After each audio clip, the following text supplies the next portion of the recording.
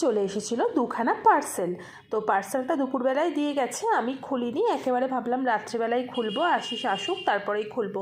তার জন্য আমি আসার পরেই এটা খুললাম। তো এটা এসেছিলো একটা অরেঞ্জ ফ্লেভারের, মানে অরেঞ্জ স্মেল দেওয়া অরেঞ্জ ফ্লেভারের ডিটারজেন্ট লিকুইড, যেটা ওয়াশিং মেশিনে ডালার জন্য খুবই সুন্দর। আর এর স্মেলটাও দারুণ ছিল, যেন মনে হচ্ছিলো কোনো অরেঞ্জ, মানে একদম যেটা ফ্রেগনেন্স হয় অরেঞ্জের, ওই টাইপের স্মেল ছিল। আরেকটা পার্সেল এসেছিলো, ওটাও ছিল হচ্ছে ডিটারজেন্ট, লিকুইড ডিটারজেন্ট, আর এটা ছিল ব্লু কালারের। এটা মানে নর্মাল সার্ফের মতোই এটা স্মেল ছিল।